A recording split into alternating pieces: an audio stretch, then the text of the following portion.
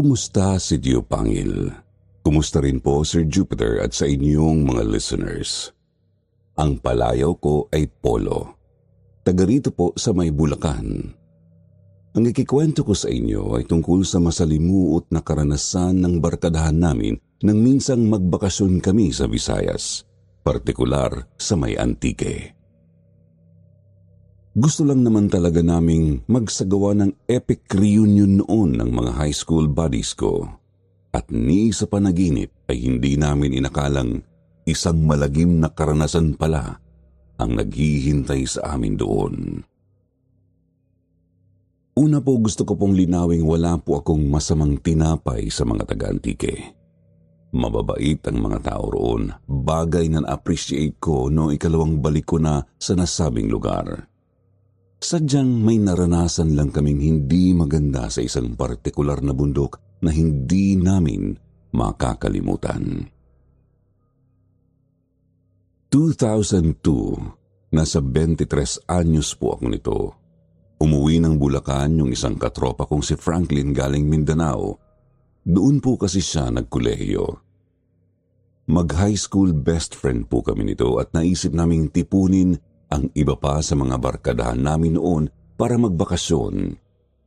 Sina Digoy, Matt, Rochelle, Becca at ang high school crush ko na si Selena. Hindi problema si Digoy kasi kapitbahay ko lang naman sila ng lolo niyang albularyo. Sina Matt at Rochelle ay alam ko rin kung saan ang mga bahay at ang mga pinapasukang trabaho. Kaya madali ko rin silang nakausap. Si Rochelle ang siyang naghanap kay Becca kasi alam niya raw kung saang ospital ito nagtatrabaho bilang nurse. At nagkataon namang nagkita raw sina Becca at Selena. May isang buwan bago kami magkatipon-tipon ulit.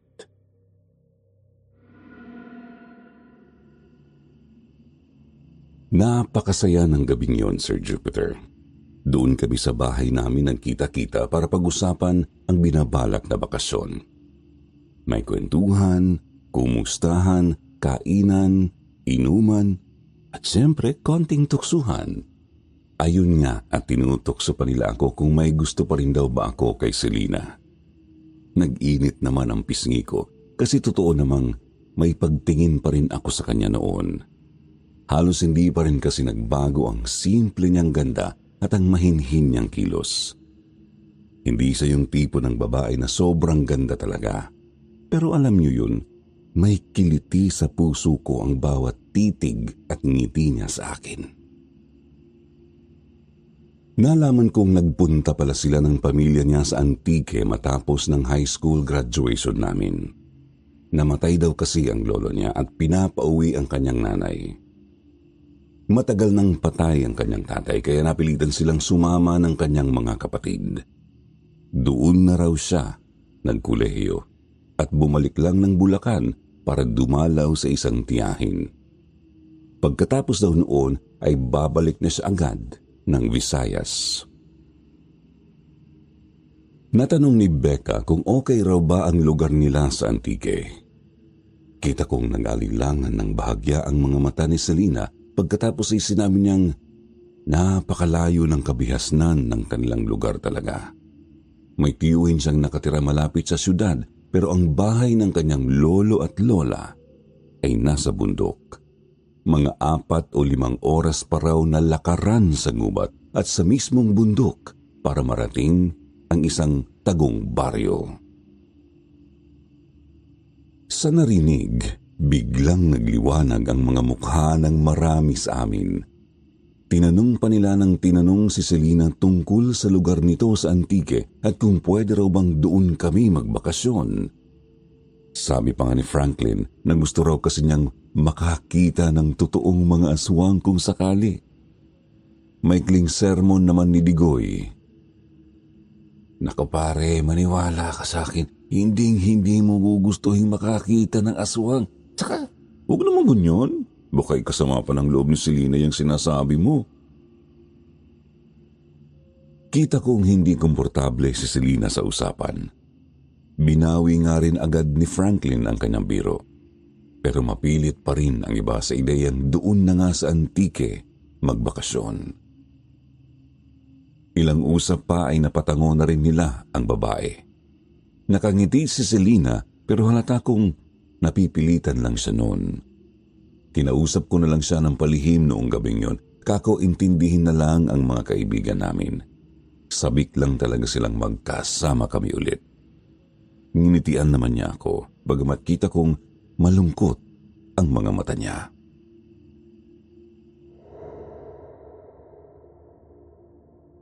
Sa mga sumunod na araw ay agad kaming naghanda ng mga katropa ko. Si Selena nga ay sumulat din agad sa kanyang tiyuhin sa lungsod ng Antique para magpasabing darating nga kami. Nang magpadala na ito ng balik-liham, nag-finalize na kami ng mga paghahanda at agad nang sumakay ng barko makalipas ang ilang linggo. 8 po kaming lahat noon. Ako, si Franklin, si Digoy, si Matt, si Lina, Rochelle, Becca at ang bunsong kapatid ni Rochelle na si Bianca. Nagpumilit daw kasing sumama para maranasang mag-nature tripping. Duda nga lang ako natatagal ang isang yun kasi halatang hindi alam ang pinapasok. Siya yung tipikal na sosyalera at maarteng dalaga. Maski nga mismo si Rochelle ay halata ko rin hindi gusto na isama ang kapatid. Banayad naman po ang biyahe namin, Sir Jupiter. Pansin ko nga lang na hindi mapanatag si Selena. Sabi niya yun daw kasi ang unang pagkakataon na may dadalaw sa kanilang lugar. Pinakalma ko naman siya at sinabi kong huwag siya masyadong mabahala. Walang mangyayaring masama at magiging maayos lang ang lahat. Sabat naman ni Digoy, siya na raw ang bahala.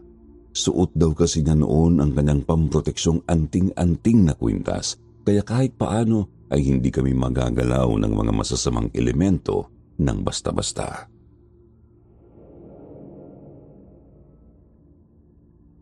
Pagkarating namin ay agad kaming sinalubong ng tiyuhin ni Selena na si Tata Nonong. Nagtaka ako kasi bigla na lang napahawak sa kanyang dibdib si Digoy. Nilingon ko naman si Selena at napansing nakayuko lang ito. Tinapik ko ang kanyang balikat. Napatingin siya sa akin at nginitian ko naman siya.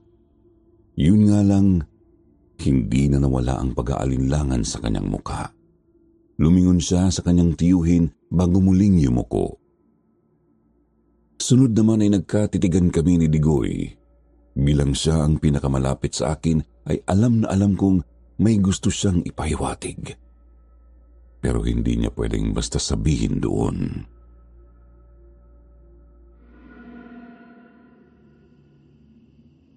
Mula sa pier ay agad kaming bumiyahe papunta sa bahay ni Tata Nonong. Isang medyo liblib na bahay. Mag-isang nakatayo sa bungad ng isang gubat. Mula roon ay tanaw ang bundok na kailangan naming akyatin. Sementado at 2 andanas naman ang bahay, kaya pwede raw kaming magpalipas ng gabi roon. Tuwang-tuwa ang mga kasama namin kasi napaka-presko ng ambience ng lugar. Ika nga ay malayo sa polusyon ng syudad. Panay reklamo nga lang si Bianca kasi masyado nang malayo sa kabihasnan ang lugar. Wala ring signal ang kanyang cellphone. Ito yung cellphone noon na medyo malaki pa, may keypad at meron ding antena. Pagkarating din namin ay may mga nakahanda na palang lulutuing hapunan. Tulong-tulong na kami noon maliban kay Bianca. At habang nasa kusina, kinausap kami ng pakonti-konti ni Tata Nonong. Sabi niya, wag daw kaming basta lalabas ng kanyang bahay kapag gabi. Medyo delikado raw kasi ang gubat pagkalagpas ng kanyang taniman ng prutas. Yun nga rin daw mismo ang dahilan kung bakit mas mabuting doon na kami magpalipas ng magdamag. Tapos sa umaga na sumuong sa kakahuyan. Nagkatinginan kami ni Digoy, tsaka tinanong niya sa matandang lalaki kung anong panganib ba ang meron sa gubat.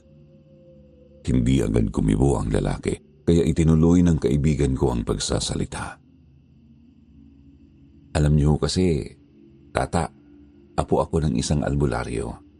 Kaya kahit papaano ay may konti akong nalalaman sa mga ganitong bagay.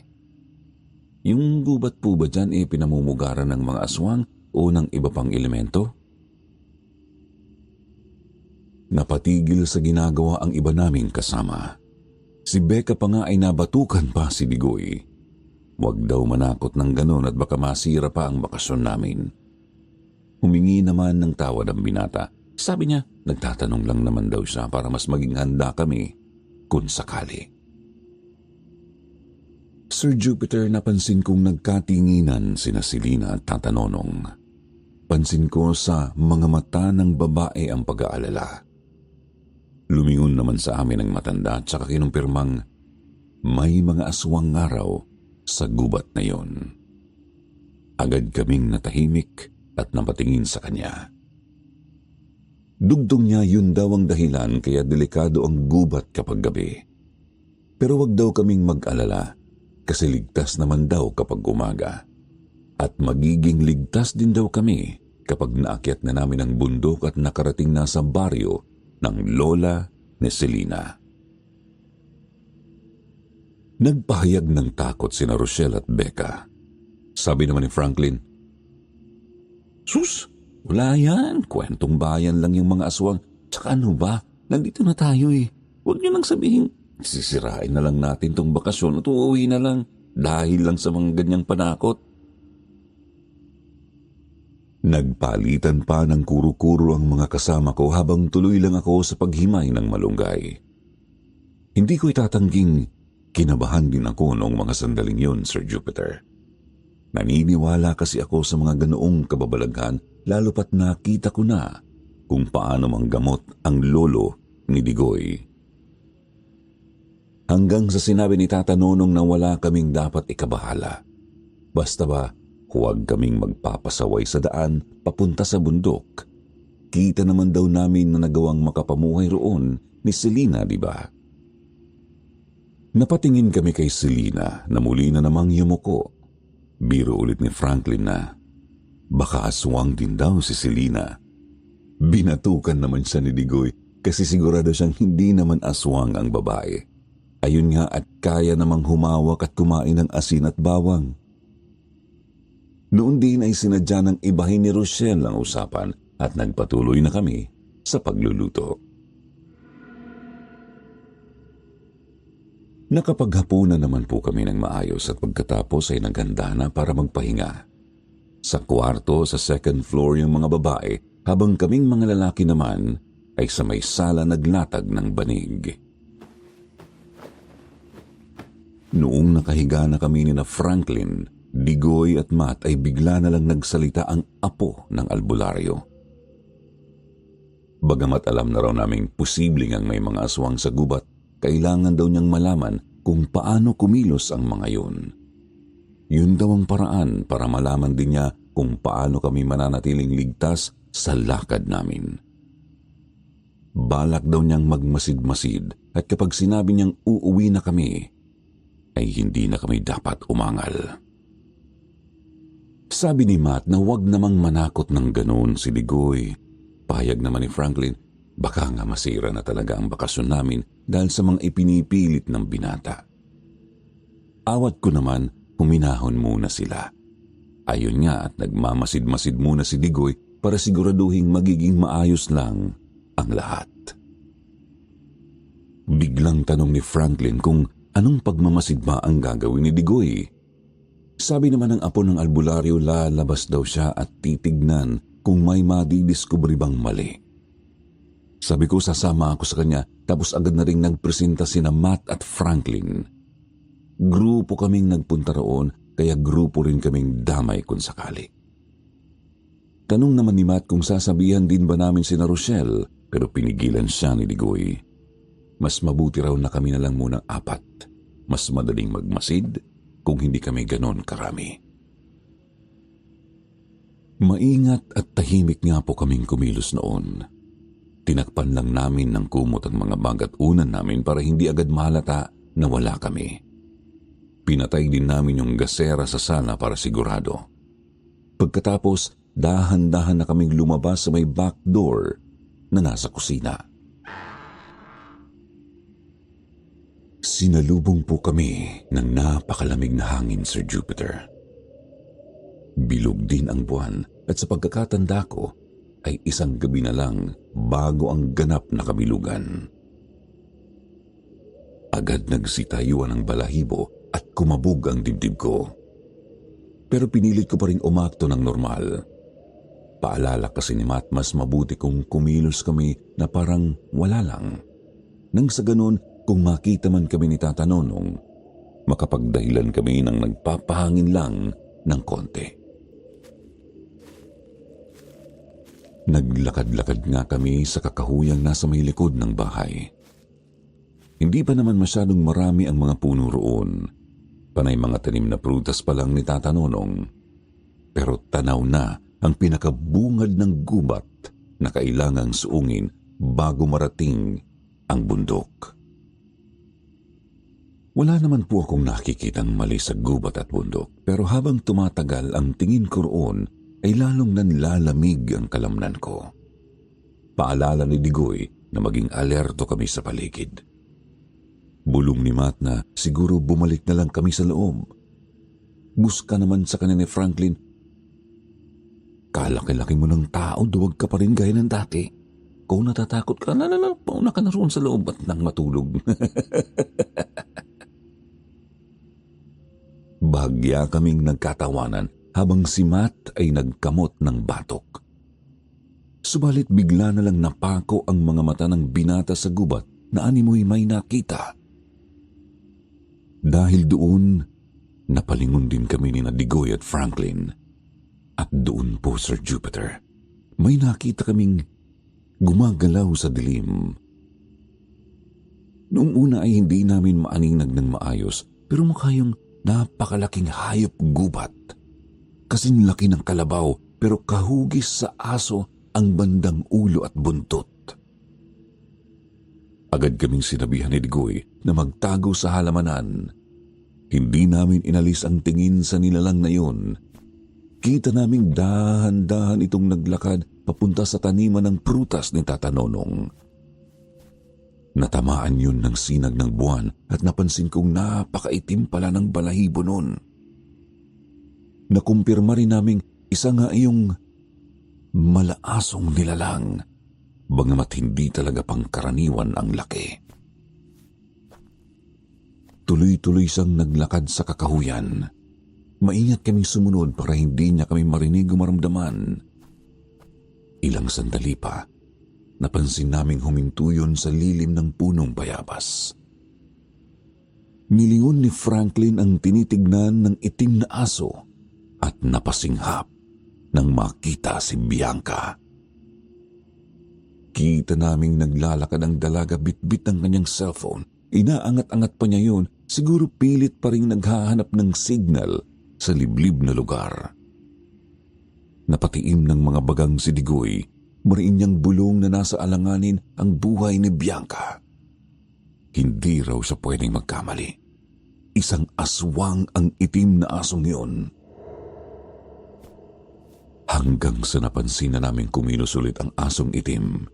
Binibilisan na nito ang lakad papunta sa dalaga. Pagkatapos ay namalayan ko na lang na lumantad at napatakbo si Digoy papunta kay Bianca. Sigaw niya, "Bianca, balik sa loob ng bahay! Bilisan mo! May aswang nasasaraki sa'yo! Dali na!"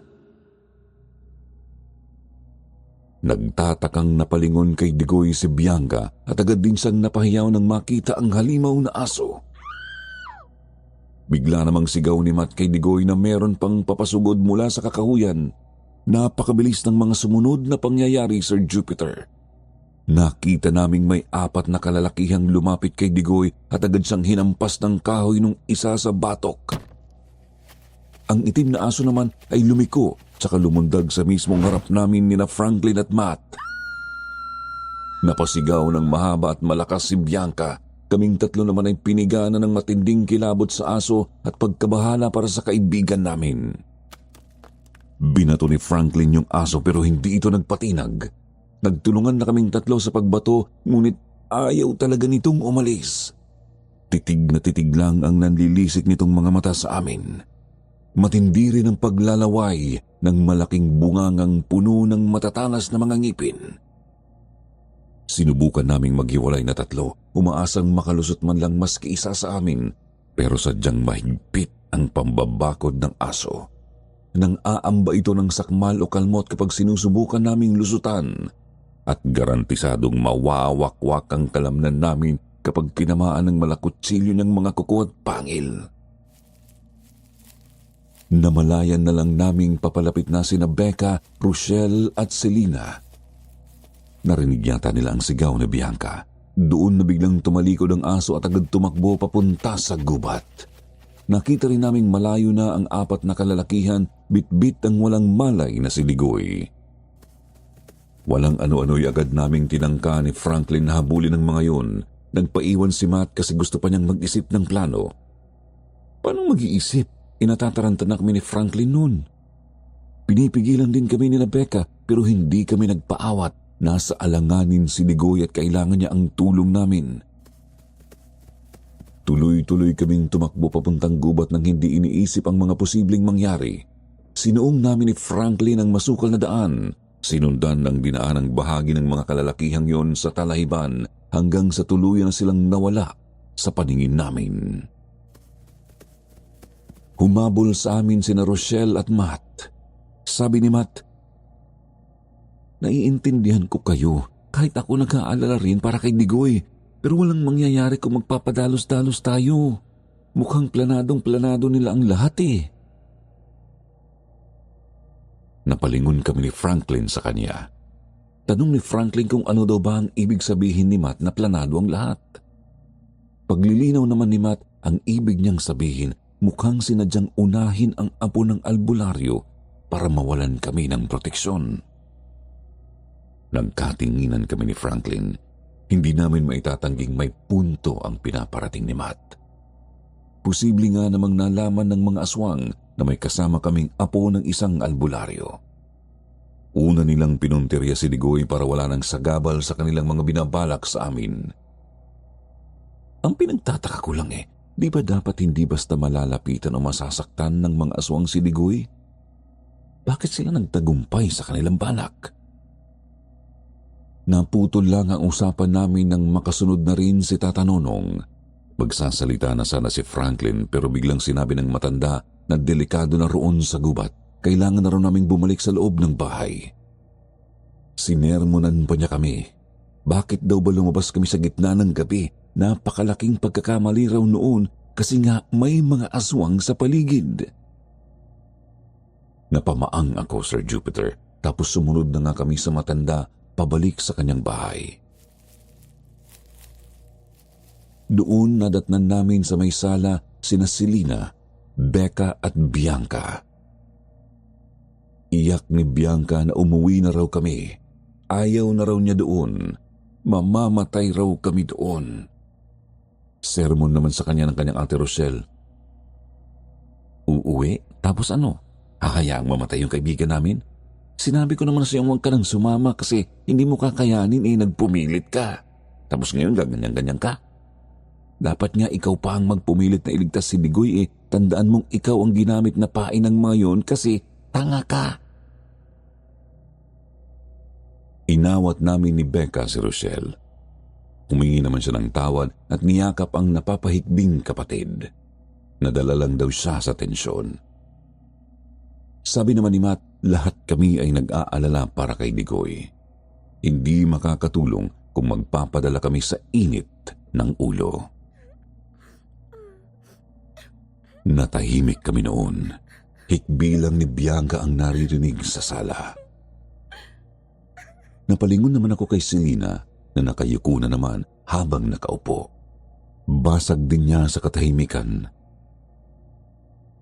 Pasensya na kayo. Nalagay pa kayo sa ganitong peligro dahil sa pagpunta niyo rito sa amin.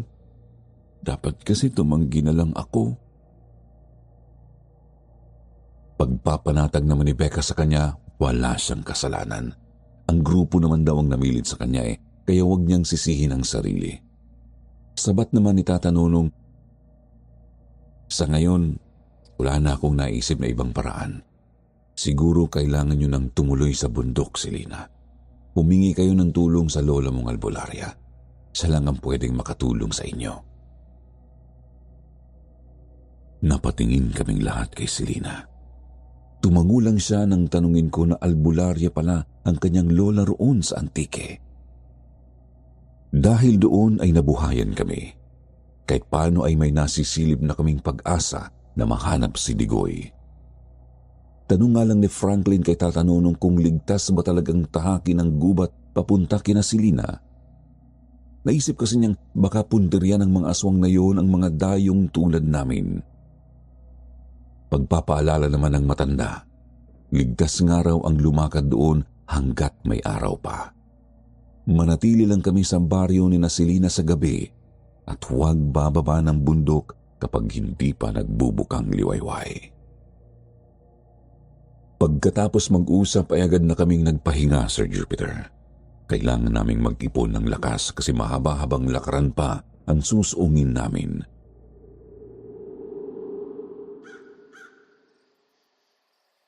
Pagsikat naman ng araw ay maaga kaming nag-almusal ng masusustansyang mga pagkain. Kaning mais, salad na talbos ng kamote, inihaw na manok at mainit na tsokolating gawa sa tableya. Inihanda rin namin ang mga gamit namin at nang mag-aalas 7 na ng umaga, lumakad na kami papunta sa gubat. Sir Jupiter, hindi naging madali ang pagtahak namin sa gubat. Swerte na lang na may experience na sa mountaineering ang iba sa amin tapos naroroon pa si Selina. Kaya kahit paano ay may gabay kami sa napakasukal na lugar. Sinundan lang namin yung nagsisilbing trail tapos pinuputol lang ang mga talahiban sa mga bahagi na kailangan. Mabuti na lang at meron naman kaming dalang mga itak at kutsilyo. Hindi nga lang talaga pwedeng magpakakampante kasi maraming mga ahas at iba pang mga ligaw na hayop doon. Nakakapanginayang nga lang isiping imbis na mag-enjoy, pagkabahala ang namayani sa grupo namin sa bakasyong yun. Mga pasado 9:00 ng umaga nang makarating na kami sa may paanan ng bundok. Nagpahinga muna kami roon para makabuelo bago umakyat. Todo na ang angal ni Bianca kasi pagod na raw talaga siya. Ang iba naman ay medyo pagod na rin pero ayaw naming tumigil. Gusto naming magpatuloy at magbaka sakaling mailigtas si Digoy. Mabuti na lang at may mga nakita kaming kaimito roon sa pinagpahingahan namin kaya nakakain kami kahit paano. Subalit noong lalakad na sana kami ulit, bigla na lang napasigaw si Matt matapos matuklaw ng isang ahas. Nakita ko pang gumapang pasuot sa damuhan ng isang berdeng ahas, Sir Jupiter. Hindi ko nga lang natignan ng maigi kung anong uri yun, pero malamang na makamandag na ahas yun. Kaya naman dali-dali naming inasikaso si Matt. Isang nurse si Becca, kaya siya ang nanguna sa paglapat ng first aid sa kasama namin. Pinahugasan niya ng maigi ang natuklaw na binti, tapos tinali ang bandang itaas na bahagi. Pagkatapos asikasuhin si Matt ay madali na kaming nag-umpisa sa pag-akyat sa bundok. Nadagdagan ang dahilan namin para makarating agad sa baryo sa bundok. Sabi kasi ni Selina, marunong din daw magtanggal ng kamandag ng ahas ang kanyang lola. Desperado na kami noon kasi pahina na rin ng pahina si Matt. Napabagal kami dahil meron kaming kasamang may injury. Gayunpaman ay wala ni isa man lang sa amin ang nag-isip na iwan si Matt. Magkakasama kaming dumating ng Antique, magkakasama rin kaming uuwi. Yun nga lang mukhang wala talaga sa amin ang pabor ng pagkakataon, Sir Jupiter. Mahigit 2 oras kasi mula nang bumalik kami sa paglalakad ay bigla na lang kumulimlim ang langit. Napakakapal ng ulap. Halatang uulan talaga ng malakas at kasabay po ng malumanay ngunit malamig na ihip ng hangin, bigla na lang ding nanayo ang balahibo ko. Naramdaman ko kasing may mga nagmamasid na sa amin. Sinabi ko sa mga kasama ko na bilisan pa namin, kako hindi na maganda ang kutob ko. Nagkatinginan kami ni na Franklin, Becca at Rochelle. Alam kong ramdam na rin nila ang napansin ko kahit di pa nila sabihin.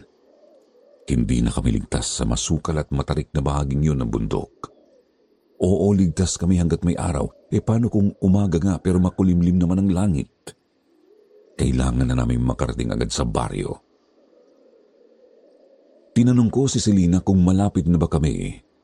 Kimi naman siyang tumango. Sinabi niyang kapag may narating na kaming patag na bahagi ng bundok, kalahating oras na lakad na lang daw ang bubunuin namin.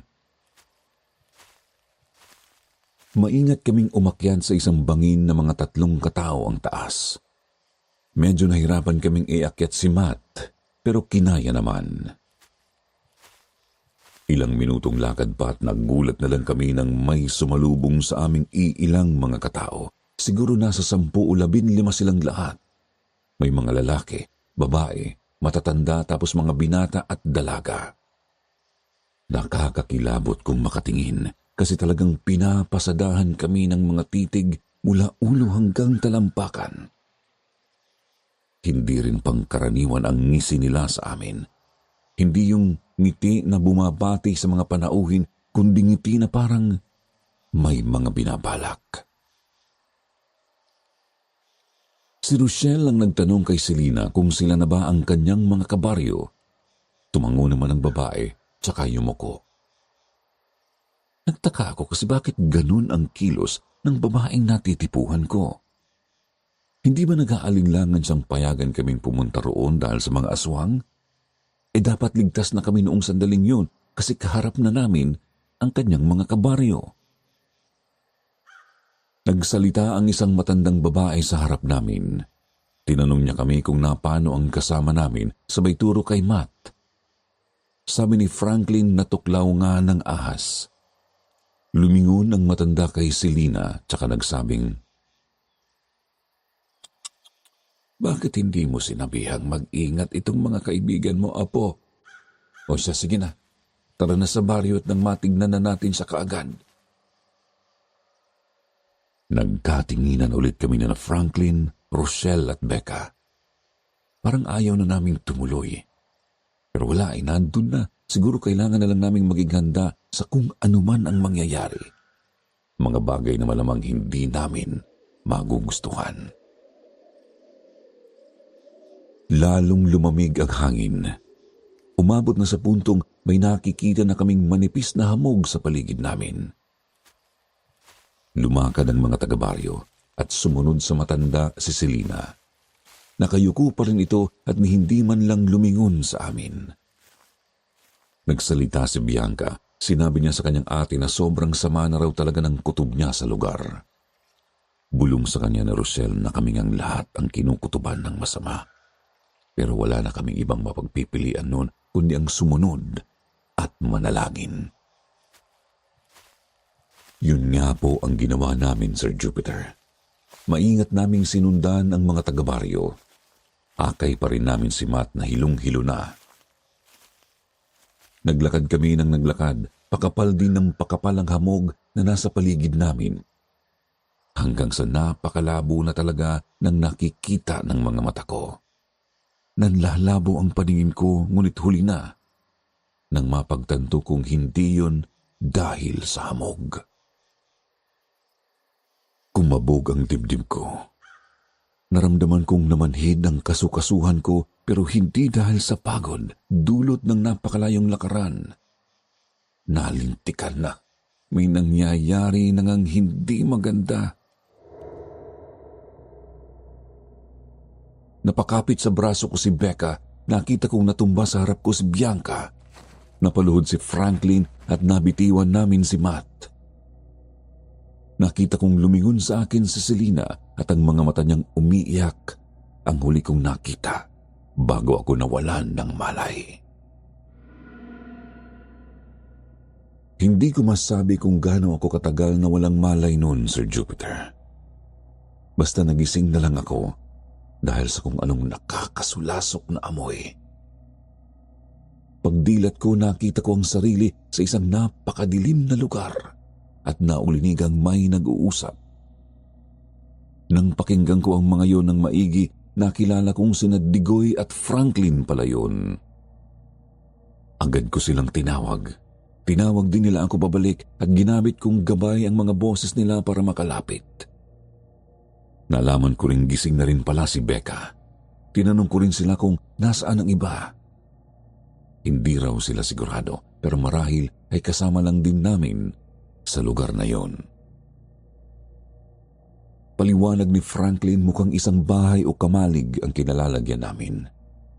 Mag-ingat daw ako kasi may iilang mga bangkay ng tao sa loob. Yun daw mismo ang naaamoy kong napakasangsang. Napalunok ako ng laway sa narinig, Sir Jupiter. Nakakakilabot at nakakadiring isiping may mga bangkay na kasama namin sa kadilimang yun. Sabi naman ni Digoy, paggising daw niya ay malamang na naroroon na rin kami. Pero hindi pa niya alam. Ang sigurado lang niya ay may ibang mga buhay pang tao at iilang bangkay siyang nakapa. Lumipas pa ang ilang oras at narinig na niyang nagising si Becca, tapos di nagtagal ay sunod na nagkamalay si Franklin. Hindi pa niya sigurado kung ano ba talaga ang nangyayari, pero hinala niya may sabwatang nagaganap sa pagitan ng mga tao at mga aswang. Oo, aswang yung itim na aso, pero sigurado raw kasi siyang mga pangkaraniwang tao lang, yung mismong mga umatake at tumangay sa kanya. Hindi nga raw kasi siya pwedeng basta mahawakan ng aswang dahil sa suot niyang anting-anting. Tanong ko naman kung ganun ba ay pwede kaming makatakas gamit ang anting-anting niya. Ngunit medyo nanlumo lang ako sa kanyang tugon. Paggising daw kasi niya ay wala na ang agimat na kanyang kwintas. Malamang na kinuha na yun ng mga taong dumagit sa kanya. Ilang sandali lang ay biglang nagsalita si Bianca. Halatang kakagising lang, tsaka tarantang nagtanong kung nasaan daw siya. Sakto namang nasa bandang likod lang siya ng kinauupuan ni Franklin, kaya agad niyang kinalabit ang dalaga. Mabilis namang pinahinahon ni Becca ang bagong gising. Sinabi niyang bagamat nakakatakot ang kilalalagyan namin ay kailangan naming pagtibayin ang mga sarili namin. Paliwanag niyang maigi sa dalaga na hindi makakatulong ang pag-iinarte sa ganoong sitwasyon. Hindi nagtagal ay nagising na rin po si Rochelle. Agad din namin siyang tinawag at pinaliwanagan sa mga nangyari. Tanong niya kung nasaan daw ba si Matt. Nabahala na lang kaming napatahimik. Kasi hindi na namin alam kung kumusta na ang kaibigan naming natuklaw ng ahas. Sabi ni Digoy, dapat kasi umuwi na lang kayo agad eh. Dapat din nyo na lang ako hinanap. Tapos pwedeng kay Lolo na lang kayo nagsabi. Sagot naman ni Franklin, sabi mo ikaw ang magsasabi kung uuwi na tayo o hindi. Wala ka namang sinabi. Kaya sama-sama tayong mamamatay dito. Napamura si Digoy. Sandali kaming nagkatawanan ng mapait. Tawanang pwedeng huling tawanan na namin habang magkasama o huling kasiyahan bilang mga buhay. Tapos, bigla kong naisip ang nabanggit ni Digoy na posibleng sambuatan ng mga tao at aswang. Kinuwento ko sa kanya ang mga kakaiba kong napapansin kay Selena, lalo na ang huli kong nakita bago nawalan ng malay. Pagsang-ayon naman ni Digoy, kinukutuban nga rin daw talaga siya kay Selena. Pero sigurado naman siyang hindi isang nilalang ng dilim ang babae. Kaya palagay niya hindi lang ganun kasimple ang lahat. Palagay din niya mukhang kailangan naming malaman ang katotohanan sa likod ng mga pangyayari para makatakas. Muli kaming natahimik at nakiramdam sa paligid. May naulinigan kaming mga kaluskos na nagmumula sa labas. Kaluskos na gawa ng kung sinong naglalakad sa damuhan. Sabi ni Digoy, sigurado siyang aswang ang isang yon. Malamang isang bantay na itinalaga para hindi kami basta makawala. Muli kaming natahimik, Sir Jupiter. Hindi birong kilabot ang dulot ng pinaghalong madilim na paligid. Masansang na amoy at ang mga kaluskus mula sa labas. Hindi na namin alam kung anong oras na ba. Gutom at nanghihina na rin kami. Naiiyak na sina Bianca at Becca. Si Franklin naman ay napapamura na ng pabulong at kami ni Digoy ay walang magawa kundi ang manalangin sana marinig at maprotektahan kami ng may kapal. Hanggang sa mapansin namin ang dagdag pang mga kaluskos sa labas. Bagamat mahina, dinig din namin ang impit na daing ng kung sinong nasasaktan. Pagkatapos ay nasundan yun ng pagkatok sa isang bahagi ng kinalalagyan namin. Animoy may pumupukpok sa kahoy na dingding, ngunit nag-iingat na hindi marinig. Kinabahan ako. Hindi ko masabi kung ano ang pwedeng mangyari sa amin nung mga sandaling yon. Napabulyaw si Franklin. Nagtatanong kung sino yung kumakatok. Nagulat na lang kaming lahat ng pabulong na nagsalita si Selena sa labas. "Huwag kayong maingay. Itatakas ko kayo rito." Malakas na salita ni Rochelle kung bakit ba ginagawa yun ni Selena, gayong siya rin ang nagdala sa amin doon. Mabilis ko namang tinakpan ang bibig ng babae. Kakuwag ng maingay at baka yun na lang ang paraan para makatakas nga kami. Sabat naman ni Bianca, bakit naman kami magtitiwala kay Selena? At biglang sabi ni Digoy na kung hindi kami magtitiwala kay Selena, makakaligtas ba kami?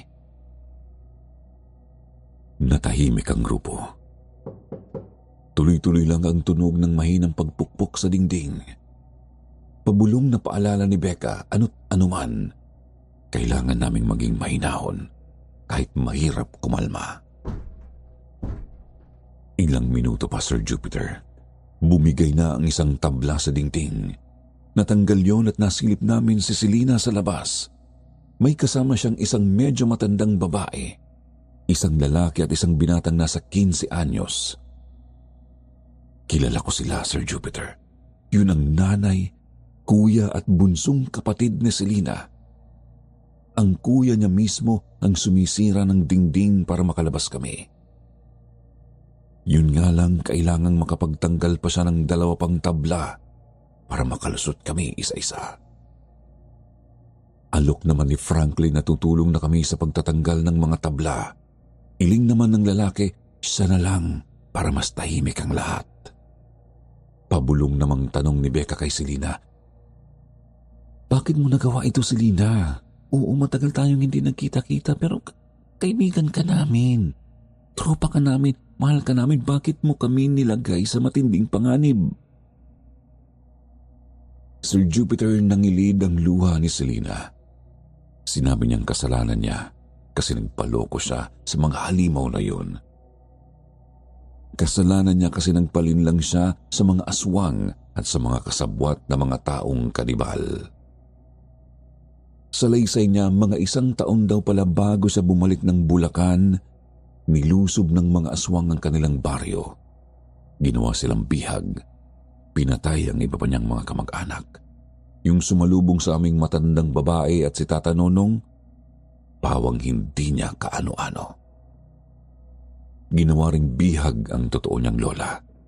Pinagbantaan siya ng mga halimaw na tutuluyan ng matanda kung hindi siya makakakuha ng mga taong iaalay at kakainin. Dugtong pa niya,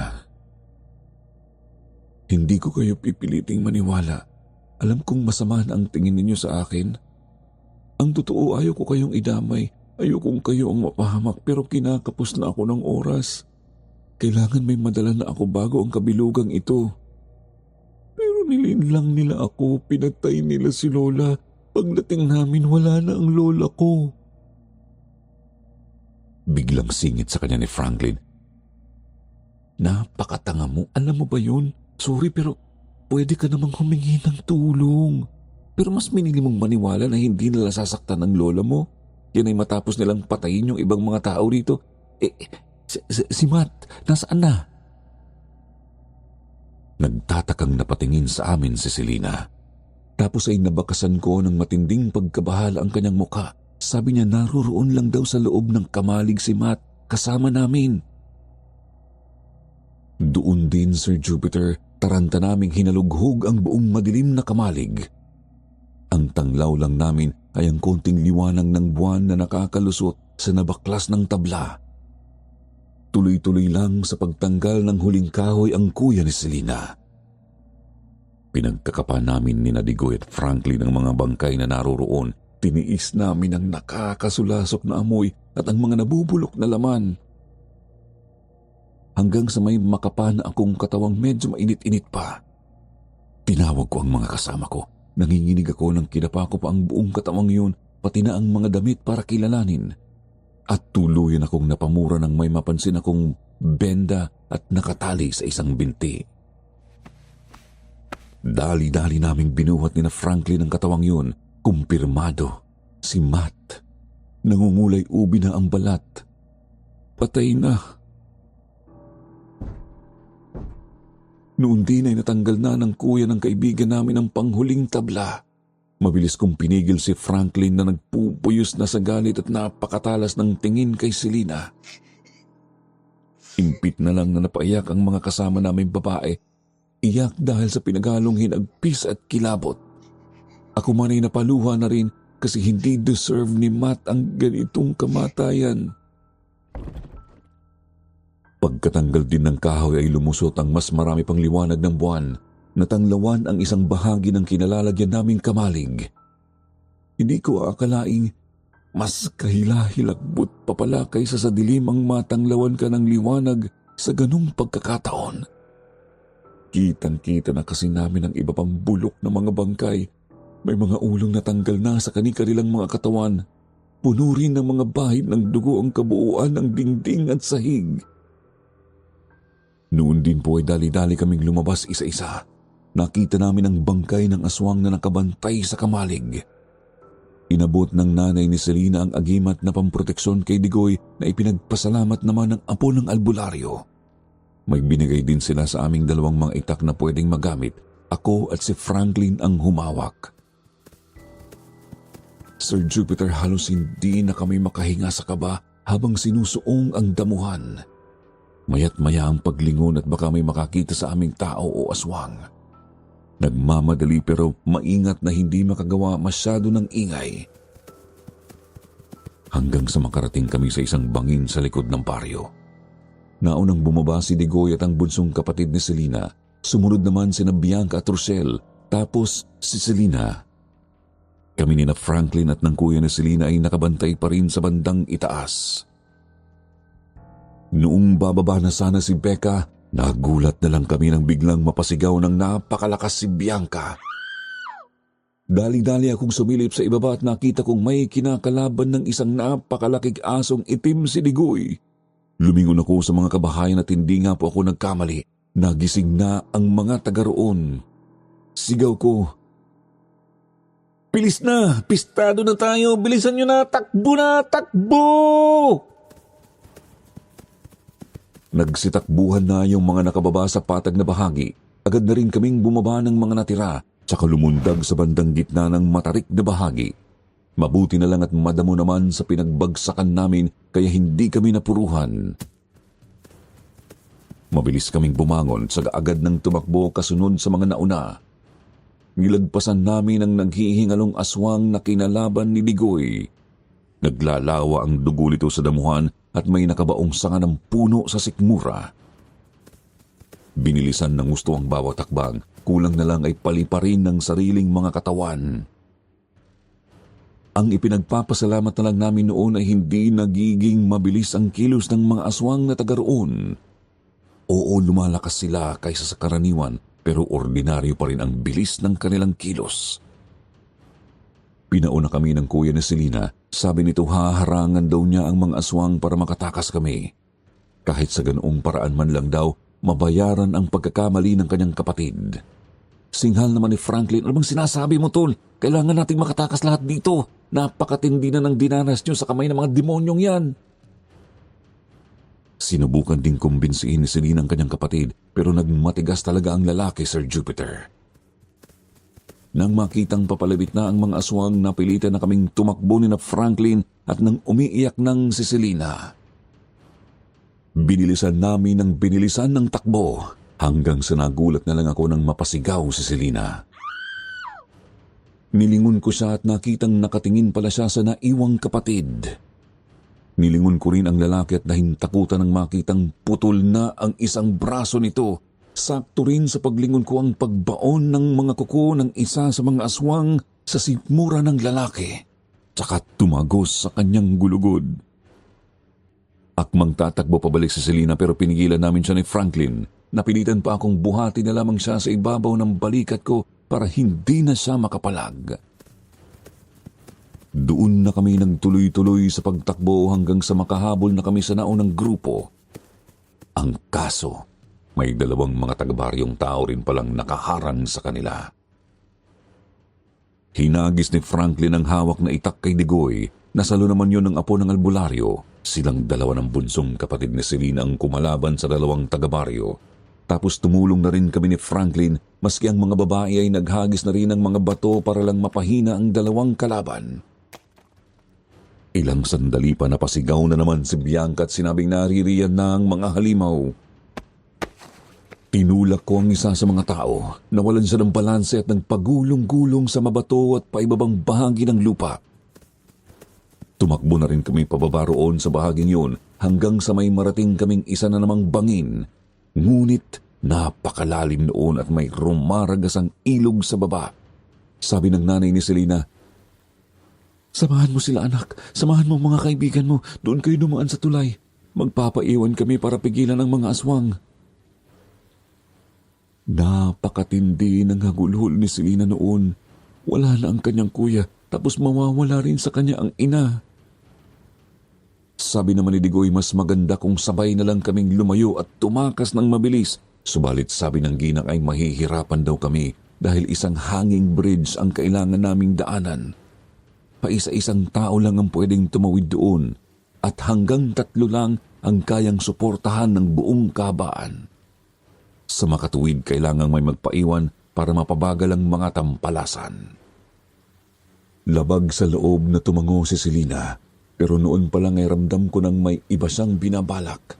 Nagyakap ang mag-iina. Habilin ng ginang na huwag nang sisihin masyado ni Selena ang sarili. Hangarin daw nitong magkaroon ng buhay ang kaisa-isa niyang babaeng anak. Matapos magpaalam ay tumuloy na kami sa bungad ng tulay, Sir Jupiter. Medyo mahirap kasi takot ang iba na tumawid sa dumuduyan-duyang tulay. Nauna sina Bianca at Rochelle. Nang makarating na sila sa kabila, sumunod naman si Becca. Nang makarating siya sa bandang gitna, doon ako lumakad at sumunod sa akin si Franklin. Si Digoy ang sumunod kay Franklin at huling tumawid si Selena. Yun nga lang, Sir Jupiter, nangangalahati pa lamang ang babae ay nakahabol na ang mga halimaw. Kita ko noong hinaharap na ng nanay at kapatid ni Selena ang mga aswang. Si Selena naman mismo ay umiiyak lang na nakatayo sa gitna ng tulay. Sigaw naman namin sa kanya, tumuloy na siya sa pagtawid. Subalit tumalikod siya at sabay-sabay naming nakitang bumulagta ang bunso niyang kapatid sa lupa. Ang kanyang nanay naman ay sinakmal ng isang aswang sa may balikat bago sinaksak ng mga kuko sa tiyan. Napalingon ako ulit kay Selena. Sinabihan ko siyang magpatuloy na sa pagtawid dahil nakalapit na sa tulay ang mga halimaw. Lumingon din siya sa akin, saka ngumiti. Nakita kong may dinukot siyang maliit na kutsilyo sa kanyang bulsa at pinanghiwa niya yon sa mga lubid ng tulay. Patawarin ninyo ako. Mahal ko kayo. Sir Jupiter, wala kaming magawa kundi ang mapasigaw nang makitang tuluyang naputol ang tulay. Bumagsak si Selena sa rumaragasang tubig at agad nawala sa paningin naming buwan lang ang tanglaw. Pagkatapos po noon ay tinahak na namin ang nalalabing bahagi ng gubat. Nalaman naming sa likod na bahagi na pala yun ng bundok, kaya iba sa nauna naming dinaanan. Lusot yun sa isang pinatag na bahaging meron ng mga sasakyan.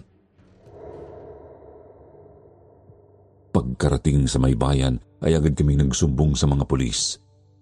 Medyo duda pa sila sa mga salaysay namin noong una, pero wala naman silang maibigay na paliwanag kung bakit ganoon ang ayos namin. Napakadungis, puno ng putik at may bahid pa ng mga dugong galing sa kamalig. Kaya naman agad pinapuntahan ng mga otoridad ang bahay ni Tata Nonong. Gaya ng inaasahan, wala na ang matanda roon pagkatapos inakyat din nila ang baryo sa bundok. Sa totoo lang, hindi na namin masabi kung ano ang nadatnan nila doon.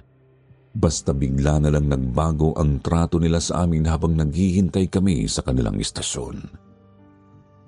May dumating agad na tulong para makauwi kami ng ligtas sa Bulacan. Tinanong namin sila kung ano ang nakita nila. Pero hindi sila sumagot. Maski ang katawan ni Selena sa ilog ay hindi na rin namin nalaman kung nahanap ba o hindi. Sila na rin mismong kumausap sa mga kamag-anak ni Matt. Ang pinalabas nilang kwento, may nakasalubong kaming mga rebelde sa bundok. 2 dekada na po ang nakalipas simula noon, Sir Jupiter. Pero sariwang-sariwa pa rin sa mga alaala namin ang nangyari. Kaming mga natira ay may ugnayan pa rin naman hanggang ngayon at malapit pa rin sa isa't isa. Kami ni Becca ang nagkatuluyan. Habang si Digoy naman, napangasawa ang maarteng si Bianca. Sina Rochelle at Franklin naman ay nasa magkaibang bansa na nagtatrabaho. Sir Jupiter, maraming salamat sa pagbabasa ng kwento naming magbarkada. Hindi ko alam kung paano ko ito tatapusin, pero siguro iiwanan ko na lang kayo ng isang paalala. Isang napakasimple, ngunit napakamahalagang paalala. Mag-ingat sa lahat ng pagkakataon, sa mga tao, lugar, o anumang sitwasyon na ating kakaharapin. Manalangin at pagtibayin ang pananampalataya. God bless po sa ating lahat.